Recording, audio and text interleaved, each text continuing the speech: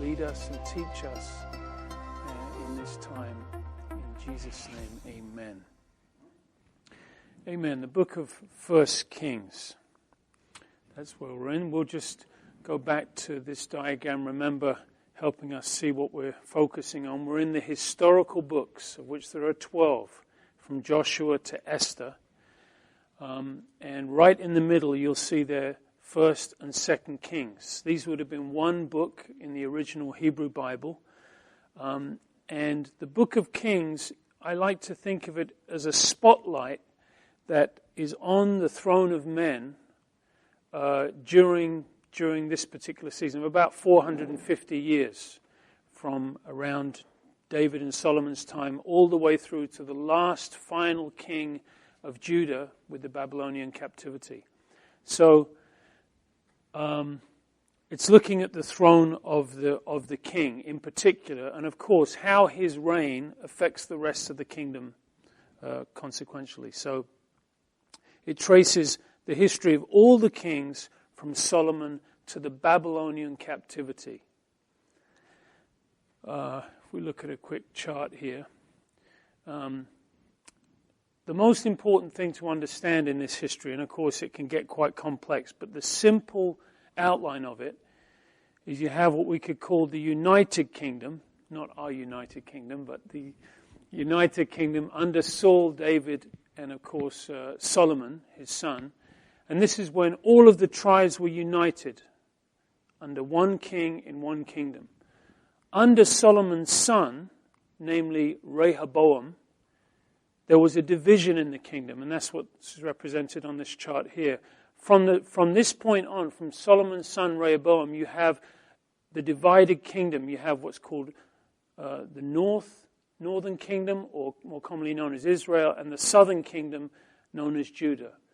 The capital here in the north was Samaria, and the capital in the south, of course, was Jerusalem. So this history, about 120 years, and then the divided kingdom, which basically goes up to, if you can see that line there, goes up to the Assyrian captivity in 722. And then this little bit here we call the surviving kingdom, because the southern kingdom survived the northern kingdom by about 130 years. The north went away in the Assyrian invasion, and the south survived about another 130 years until the Babylonian captivity. So that's the basic outline of it. Of course, we know at the end of this, you can see here, this period, we have the captivity, which was 70 years. And then after the captivity, you have the books of Ezra, Nehemiah, Esther. They're the last of the historical books. If you were to put the Bible on a timeline, the book of Nehemiah will be the last historical book. We don't see that because, of course, it's not the end of our Old Testament. We've got all of the prophets. But we would pick up the prophets and we would drop them into the timeline, and Nehemiah will be the last. So that gives us a little outline. So that's just another diagram explaining the same thing. Here you can see the 12 tribes, and Rehoboam is Solomon's son. He was given the southern kingdom, namely just 2 tribes, Judah and Benjamin, and then the northern kingdom, the 10 tribes under Jeroboam. And from that point on, we have the two kingdoms.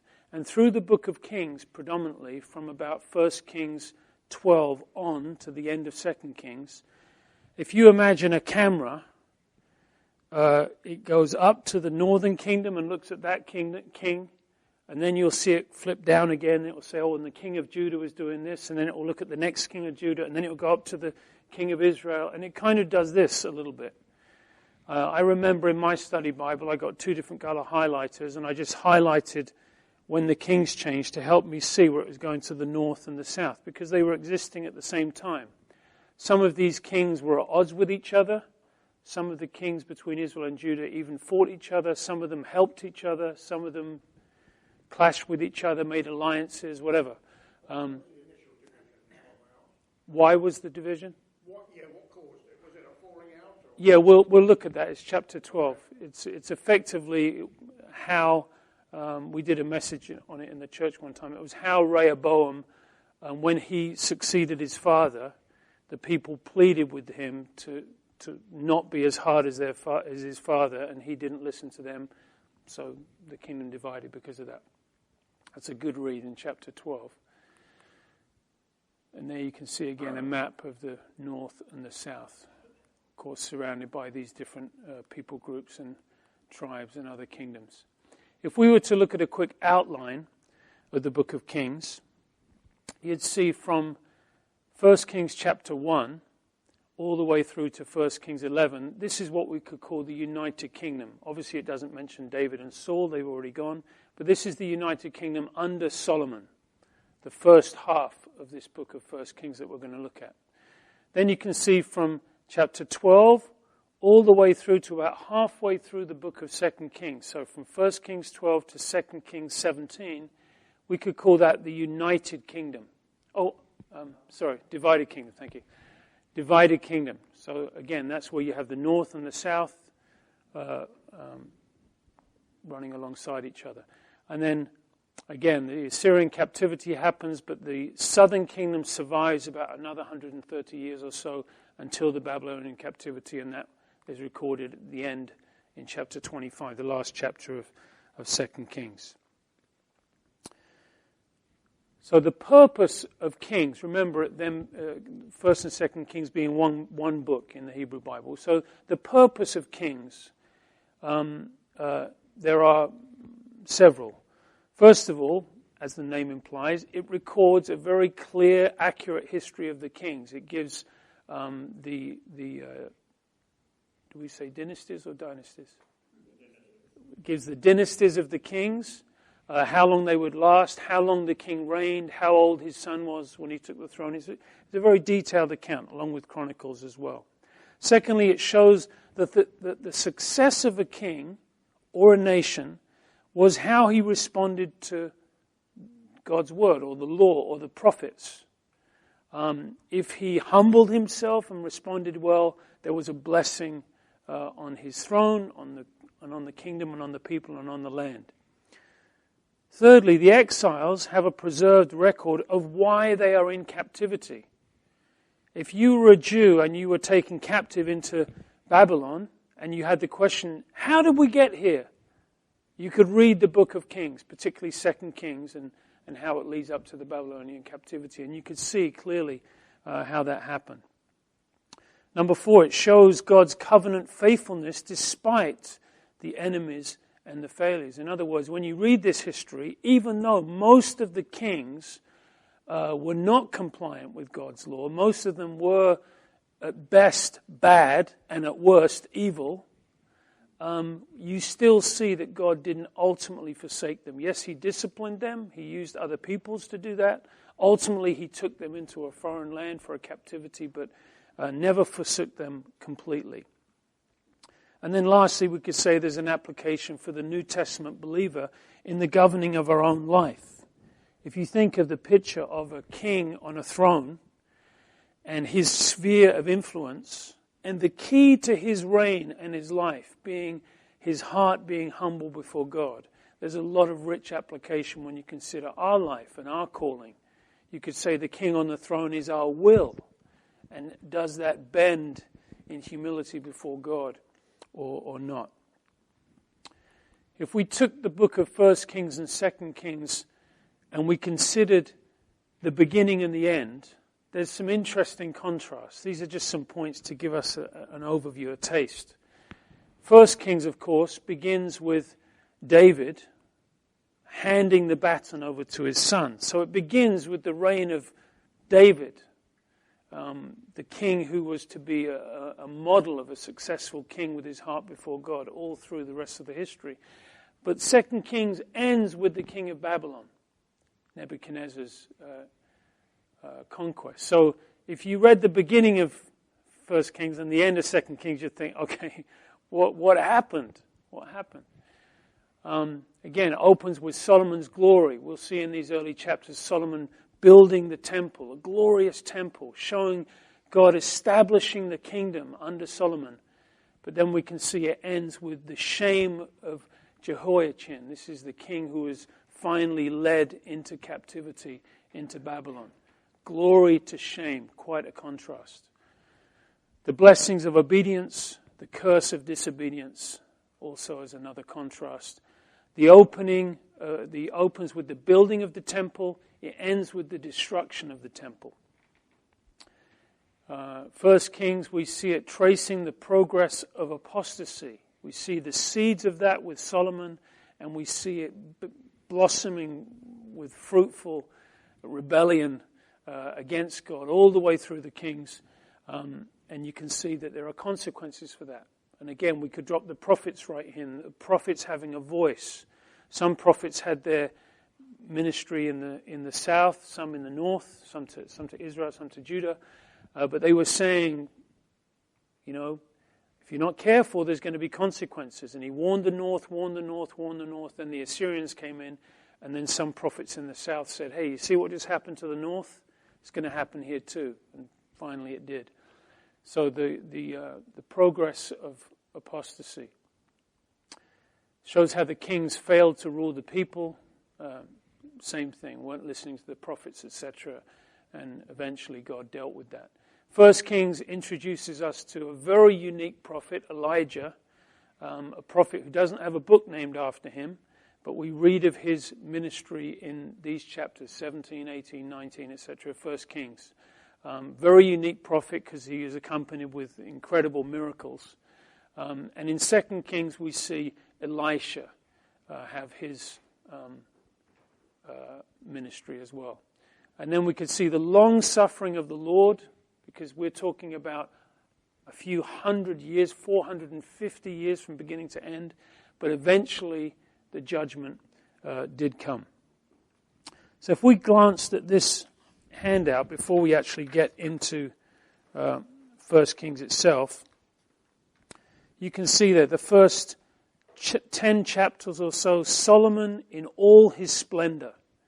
We'll see him crowned, he becomes king. We read phrases like, and the Lord established him. There's lots of conclusive statements. So the Lord established him. So all the kings of the earth inquired of Solomon's wisdom, and they were paying tribute, and his riches were growing. All of this is happening in these first early chapters. The temple is built, of course, 5, 6, 7, and 8 chapters. And there's a few warnings that are echoed through these chapters to Solomon. Oh, if you walk in the ways of David your father, you'll be blessed. But if not, and there's a few warnings, Solomon would have been good to hear them.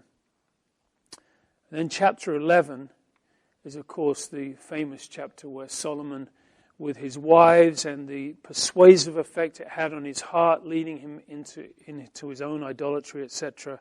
And then the split of the kingdom from chapter 12 and on under his son. Okay, so that's just a little outline to give us an idea. I don't know if there's any more charts. So there, yeah, we'll get there when we get there. Okay. So when we come to chapter 1, it opens with King David, who we studied back in 2 Samuel, in his twilight years. We could say on his deathbed. He's around 70 years old. He's reigned for about 40 years. And now he's at the end. He's at the end of his reign. Maybe I'll hide this for a minute because I don't have anything on there. And in verse 5, we can see his oldest son, whose name was Adonijah, exalted himself and wanted to be king. David, we remember, was taken from the sheepfolds in God's plan. God appointed him. God blessed him. This is very different to Adonijah. He wanted to force his way into the throne. It's an insightful verse, particularly for parents in verse 6. It says, David had not disciplined him. He was a spoiled child. David never asked him, why are you doing this? He just let him have what he wanted. And now this spoiled child is the oldest of the sons, and he wants to take the child. He attempts to gain the throne before David dies. He confers with certain key men that help him, like Joab, who we remember was in David's army, Abiathar, the priest, and others. We can see some conspiratorial meetings and plans that are happening here. He's trying to get some into his favor and exclude others. We can see there's a little party or a feast that's pulled together, and he wants to pull in those who he thinks will side with him, and he doesn't invite those he knows will not be with him. For example, Nathan, the prophet to David, Benaiah, who is a mighty man of war, who actually becomes Solomon's chief of the army, and Zadok the priest. None of these are invited to the party. And that can be how a conspiracy works. It's good for us to be very discerning with that when we're brought into a little group and they want to tell us something about this person, and I'm just telling you because you're so wise or wonderful or beautiful or you can handle it or whatever. And all the while they're sowing seeds because they have a plan to bring division. These guys were not invited to the party, and hopefully we wouldn't be invited either, because it would be clear where we stand. But Solomon is anointed king because ultimately Nathan speaks to Bathsheba and says, listen, do you realize what's happening? Remember, Bathsheba's Solomon's mother. You realize what's happening? David spoke about Solomon being the king. Adonijah's already, they're rejoicing in him being crowned. We have to do something about it. So they're going before the king in his old age. He responds and says, oh, I agree with you. Solomon shall be king. He shall be anointed today. And that's exactly what happens. With rejoicing and singing, they anoint Solomon. He's made the king. And there is so much noise and rejoicing in the street that they hear it at Adonijah's party. What's all the noise coming from Jerusalem? And as they ask, a messenger by the name of Jonathan runs in, and Adonijah says, oh, Jonathan, you're a man that brings good news. He says, no, not today. It's not good news. Solomon is the king.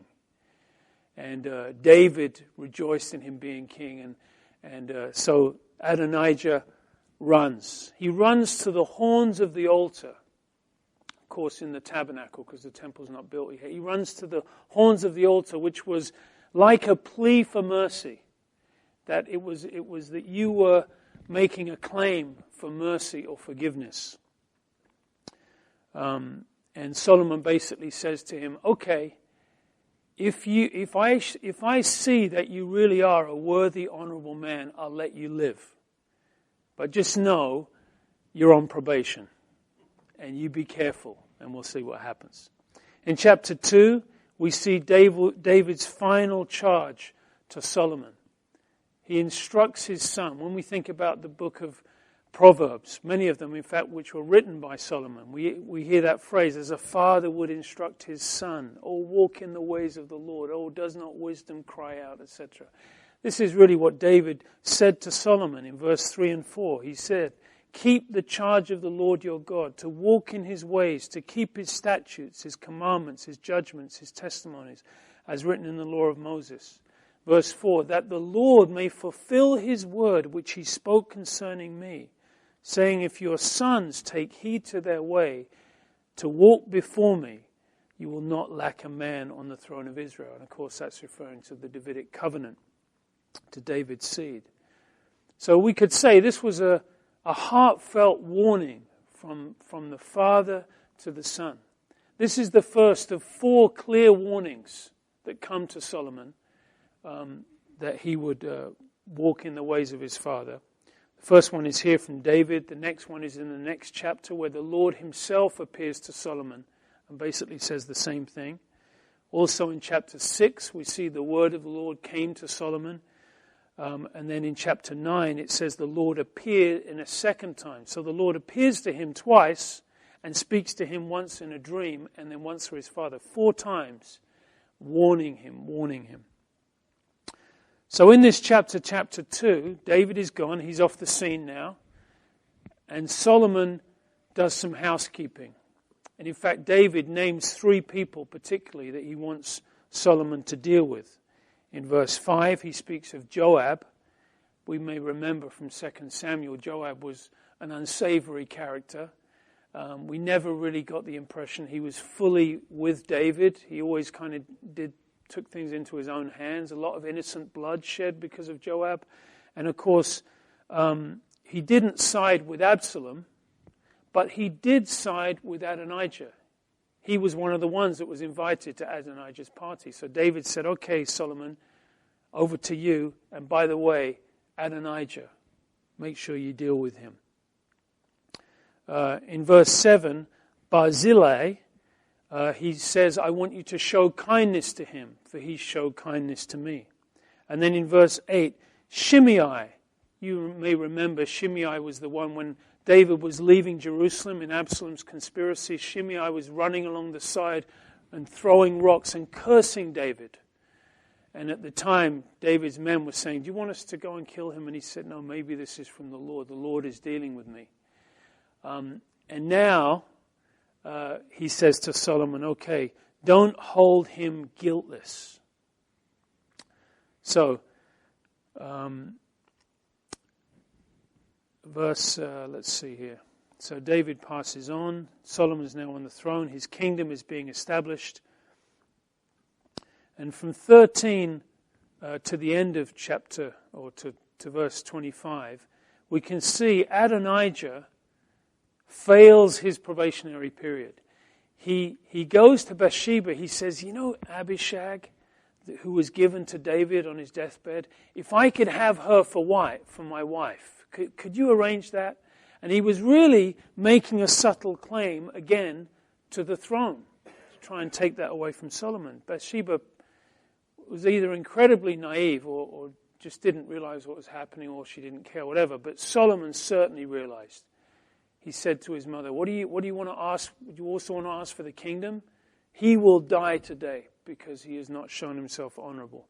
And Benaiah, he sends Benaiah to strike him down or fall upon him. And of course that was with the sword. And brought an end to him. And then Abiathar the priest, this is verse 26 and 27, is banished to his hometown.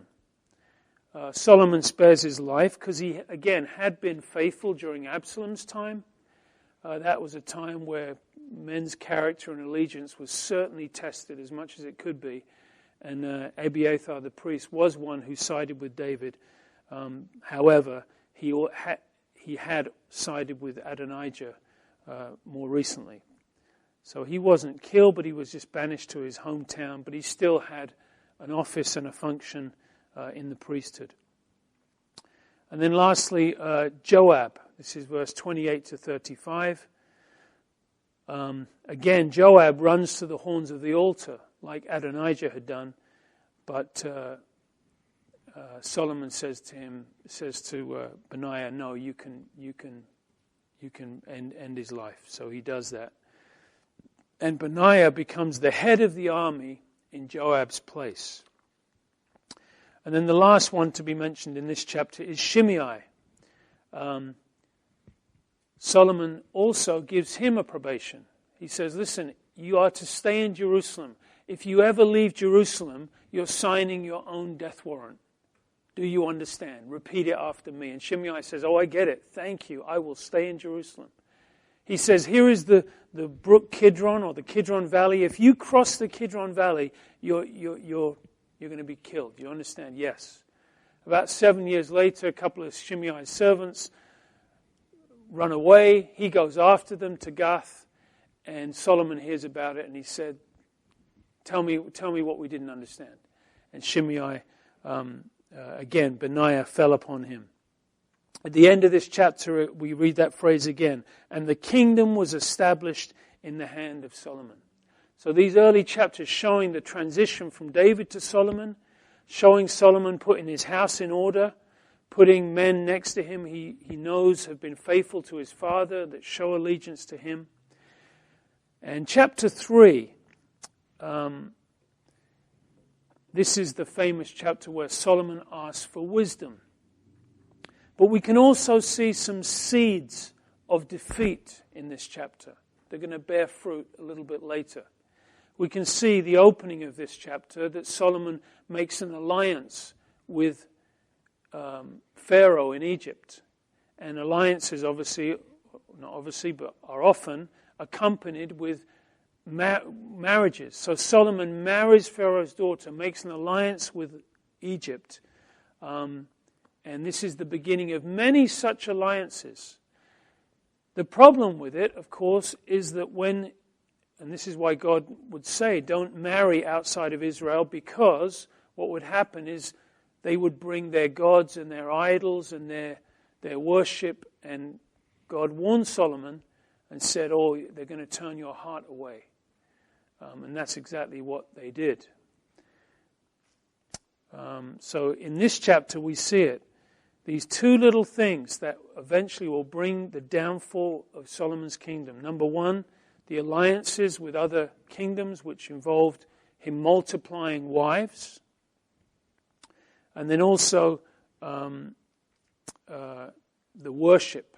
You'll see here in verse 3 of this chapter, it says, he loved the Lord, only he sacrificed in the high places. So you can see he intended, he desired to follow in the path of his father. He wanted to, and yet he let his guard down. He didn't guard his heart. He wasn't careful. He wasn't circumspect enough. And those seeds will bring him down. So he worshipped at the high places. By the way, the high places where the pagan peoples would worship on the mountains or under certain trees in the mountains. At this point, it wasn't such an abomination because the temple wasn't yet built. It will become such a clear act of disobedience and abomination to God. And yet we still see the seeds taking place here. They weren't to worship that way, and of course they're only to worship the Lord. In verse 4 we see he offered 1,000 burnt offerings in the high places. It was to the Lord, but it was in the high places. It was a step in the wrong direction. We could say, in contrast to David certainly had his failures, but as the Lord said of him, he had a heart after me. David had a heart after God. And even when he failed, we see it in the Psalms, how quickly he rebounded and sought the mercy of God and rebounded back to God. Didn't preserve his life. We see that contrast with Saul when the prophet came to Saul and said, you've sinned.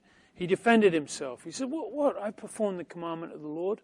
But when Nathan came to David, albeit it was a few months down the line, but when he said, you are the man, David said, I have sinned.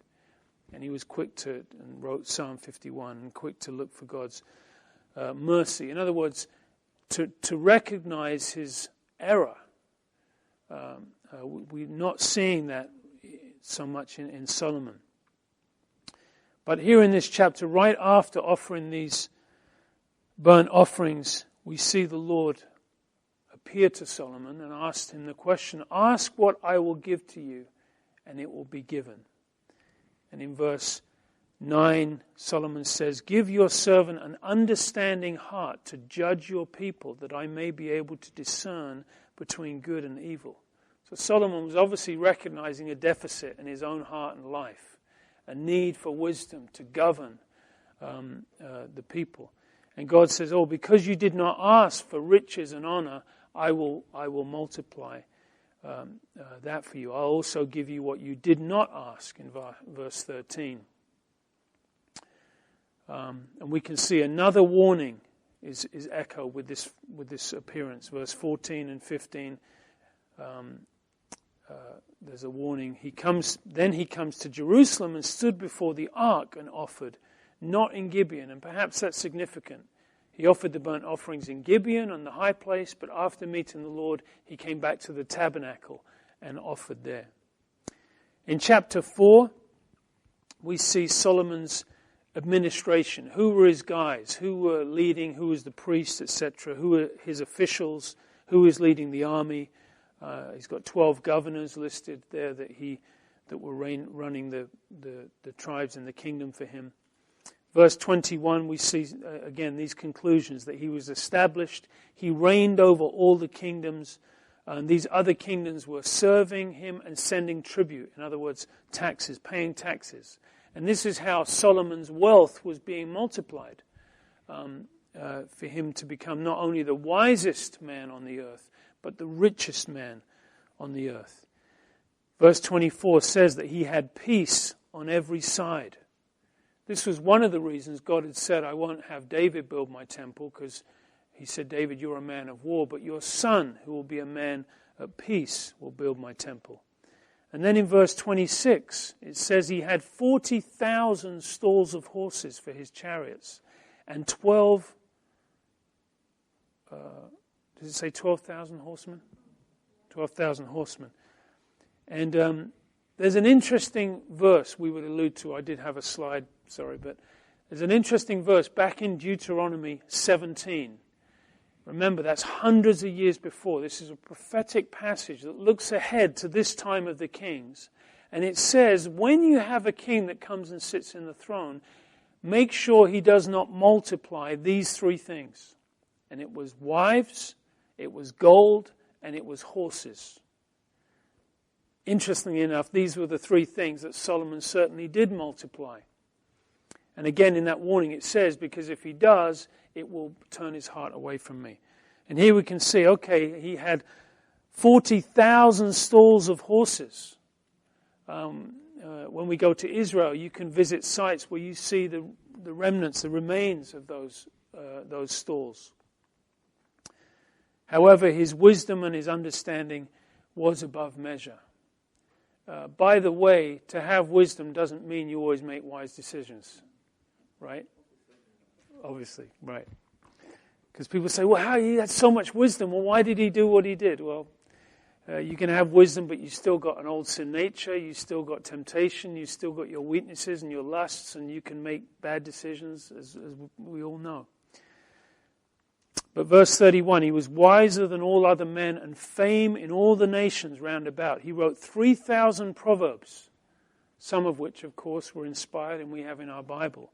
He wrote 1,005 songs, one of which was inspired and we have in our Bible, the Song of Solomon.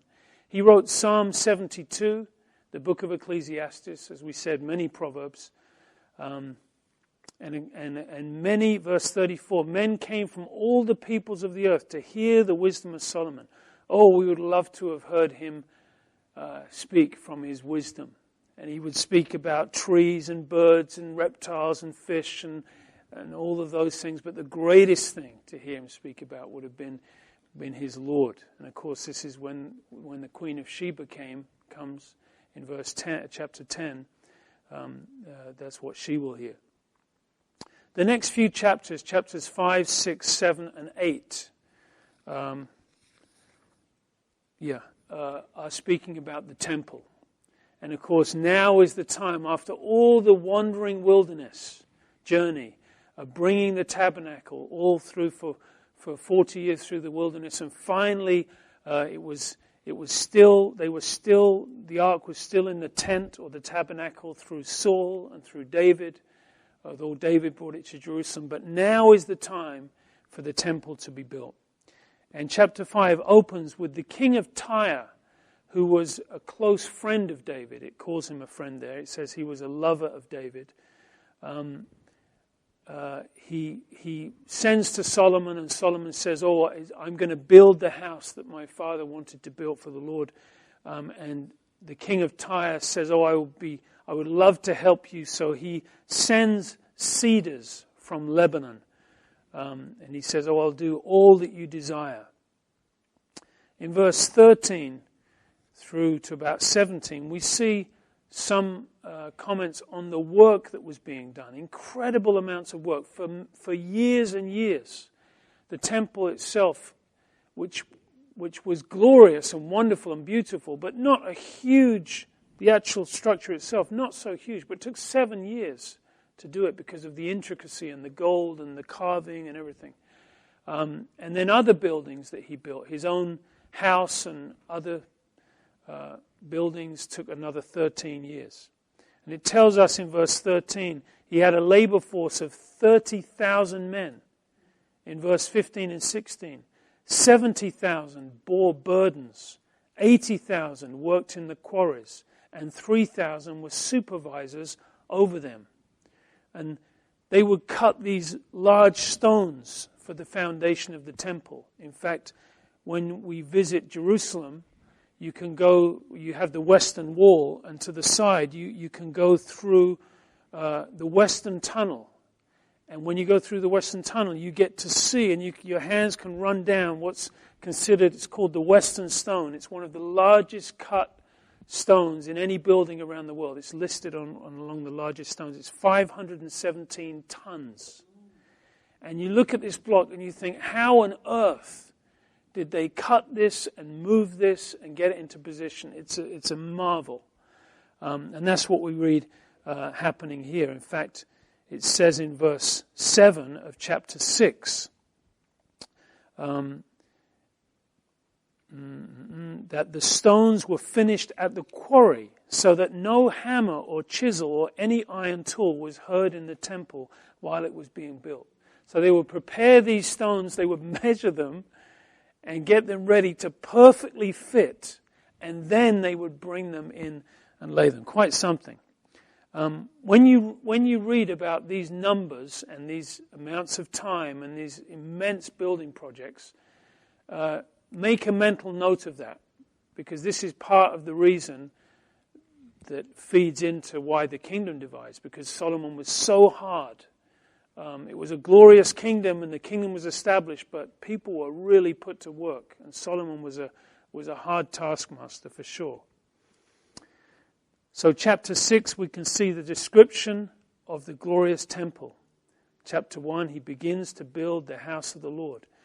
And what's amazing is you can read the description of yourself, and of course online you can, I'll have some pictures on the next slideshow, but online you can see some artist conceptions of Solomon's temple and what it would have looked like. It was really something to behold. Everything inside was entirely overlaid with gold. In fact, maybe I did have time. Yeah, okay. So this would have been something like, in fact, the outer courtyard would go like something like this. And this is the inner courtyard. And then this is the perimeter. But this part is really the temple itself. This is the entrance. And this would be like, remember what the tabernacle was like with the outer court?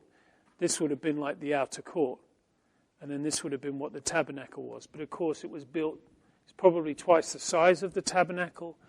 Solomon definitely embellished it incredibly. And all of the inside would have been overlaid with gold. When you read through this chapter, in chapter 16, chapter 6, in verse 19 and verse 20, the inner sanctuary overlaid with gold. Verse 21, the inside of the temple overlaid with pure gold. Verse 22, the entire altar with gold. 28, the cherubim overlaid with gold. Everything was overlaid with gold. If you weren't sure what to do, you went to the foreman. What should we do with this? Overlay it with gold. Everything was just overlaid with gold. Incredible. And of course the carvings and the details were just incredible. In the middle of this chapter there's another warning. This is I think this one is a dream, if I remember correctly, and chapter 9 is the second appearance. But this is another warning from the Lord. If you walk with me, if you keep my commandments, then I will dwell with you and not forsake you, etc. These warnings were for a reason. Chapter 7, and we really just want to get to chapter 11 if we can today. Chapter 7, we see this huge complex. Aside from this, the temple, was all the other buildings, and they are listed in chapter 7. Verse 1, it tells us it took him 13 years to build his own house. Verse 2, he also built the house of the forest of Lebanon. Verse 6, he also built the hall of pillars. Verse 7, he built the hall for the throne, the hall of judgment. This is where he would assess certain cases that would be brought to him. And verse 8, he also made a house like this hall for Pharaoh's daughter, whom he had taken as wife. Oops. And then verse From verse 13, you can read of a man who was brought in for the specific task of working with bronze. So everything was overlaid in gold on the outside, but a lot of things like the pillars and the capiters and the furniture was made of bronze. And this man was brought in to particularly do that. Chapter 8 is the dedication of the temple. It's a wonderful chapter to read. You can read of Solomon's dedication prayer, or the better version, or the amplified version, if you like, is in the book of Chronicles. But this amazing event where so many sacrifices are made on this day to celebrate and commit unto the Lord, the prayer of dedication, and the Shekinah glory of the Lord appearing here in verse 10. And of course, the wonderful prayer where he says, you can see it there in verse 36 through 38, that God, he says, oh God, if your people turn and pray to your land, to this city, to this house, you will hear them from heaven and you will answer their prayers. Verse 46 to 53, he says, even if they're in the land of their captivity, again, quite an insightful prophetic mention. Right at the dedication of the temple, there was this ominous mention of captivity, because of course down the line that's exactly what's going to happen.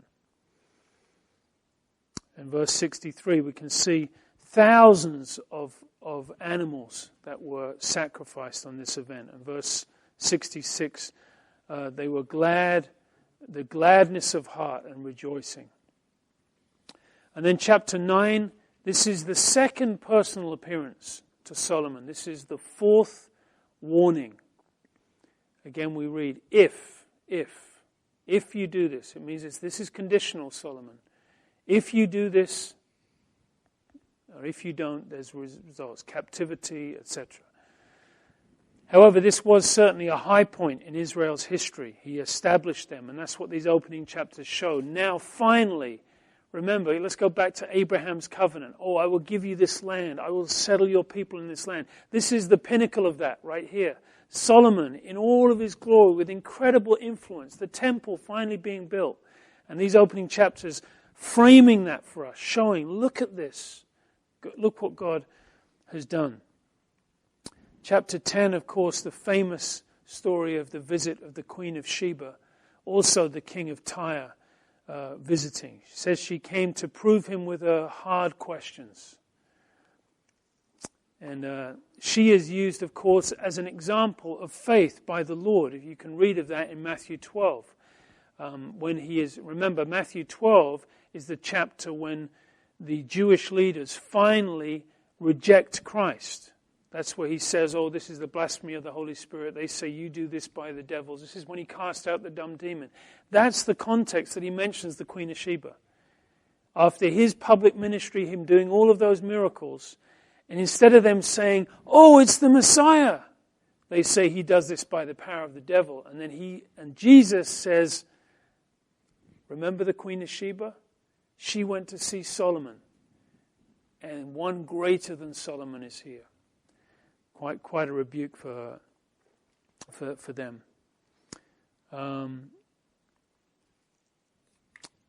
So she came, it tells us, verse 3, nothing was hidden. Oh, we love that. She had her questions, and it says that there was nothing that was hidden. That he could give her the answers to her questions, but also help her define the questions that she perhaps didn't even know she had. I love the fact that it says she came to prove him with hard questions concerning his God. It wasn't she just had questions about life and about fish and science. She wanted to know about his God. And I'm sure most of the questions revolved around that. In verse 5 it says, when she saw the ascent to the stairs, in verse 5, what's the full verse say there? Does anyone have that? 10:5?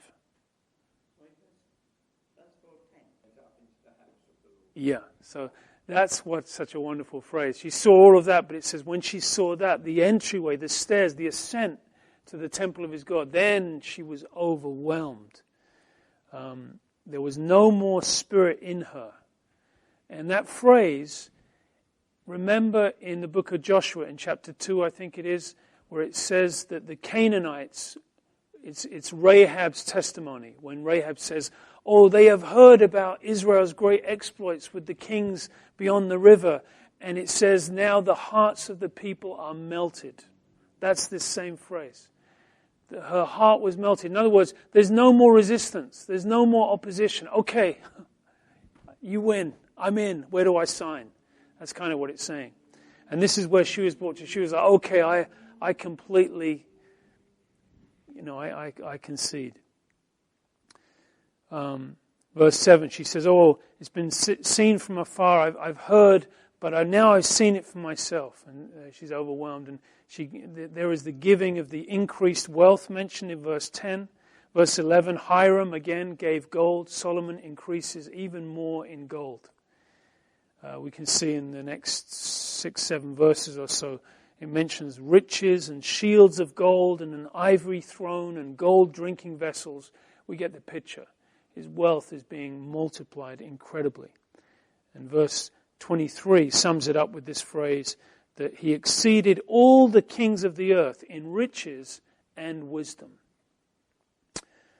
And we'll finish today with chapter 11, because here is a sudden, sad turn of events.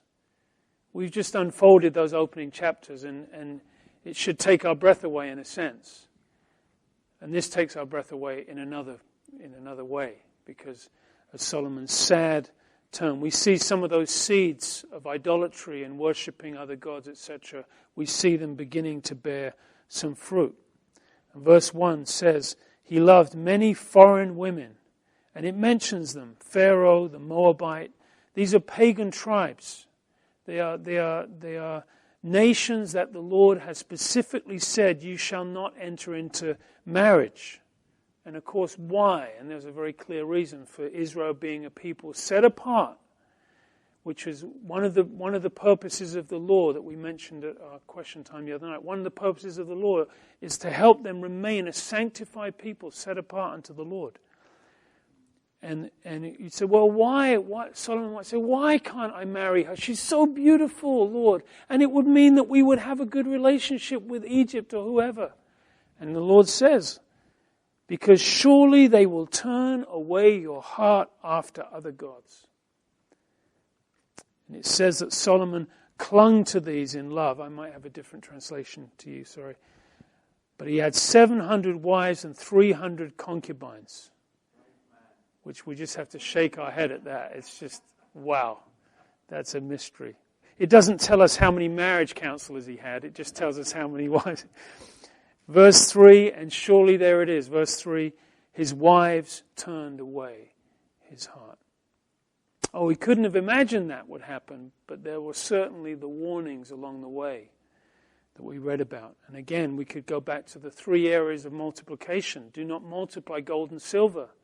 But it was certainly happening through the tributes and the taxes and relationships with other nations, which were through the alliances of intermarrying with their wives.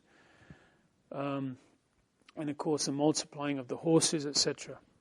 Verse 4 tells us he did not have a perfect heart as David. And again, that doesn't mean David was perfect. Far from it. The scriptures are not hiding the fact that David was a sinner, that he failed. But Solomon's heart had been now captured by something that God had clearly prohibited. And this was over a long period of time. This wasn't like an isolated sin. This was something that was accumulating over a period of time. Luke 12:34 says, beware where your heart goes, for where your treasure is, your heart will also follow. So these were steps taken over a period of time in a moral decline in Solomon's own heart and life. These alliances that were made were followed by idolatry. Look at verse 5. It says he went after Ashtoreth. This was one of the Canaanite goddesses, a goddess of fertility and sex. And it mentions there in these following verses, the goddess of so-and-so, so-and-so. It mentions them. Listen right there in our Bible. And it says there, did what was evil in the sight of the Lord. That's a sad phrase to be attributed to Solomon, isn't it? He did which was evil in the sight of the Lord.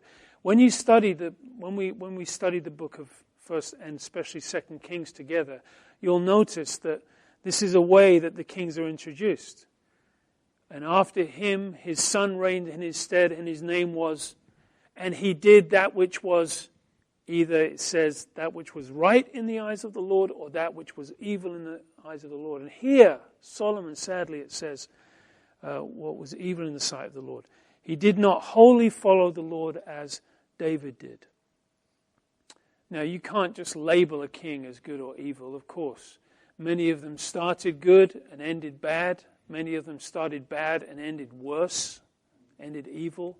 Many of them started good but ended up as reformers, like completely tearing down the idols, etc. Sadly, there were only four of them, really, but there's differences. It doesn't mean they were like that their whole life, but they made good or bad decisions accordingly. And then Solomon built the high place for Chemosh. Here in verse 7 or 8, somewhere in there. The abomination of Moab.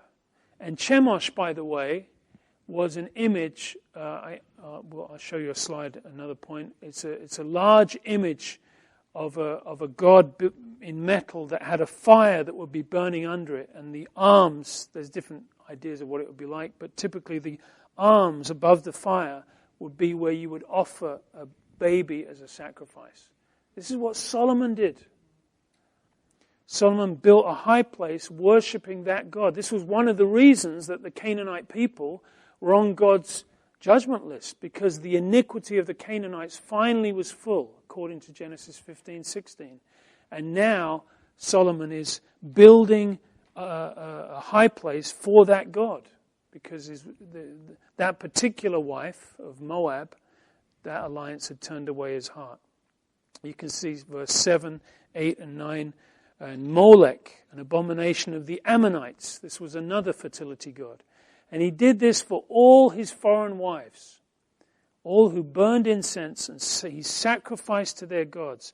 And look at that phrase there. And the Lord was angry with Solomon, because his heart had turned away. And this is Solomon's downfall now. There was the warnings, there was the progressive action, the intermarrying, the accumulation, and now the idolatry, and now there's going to be the discipline. Because Solomon had introduced a principle that sadly was going to deteriorate the kingdom and affect other kings in the future. He took the daughter of Pharaoh, he brought her into his court. These other doors were open for other alliances. Before you know it, he's got almost too many wives to count. So what was the discipline of Solomon? Let's read here. Verse 11. I will rend or rip the kingdom from you, and I will give it to your servant.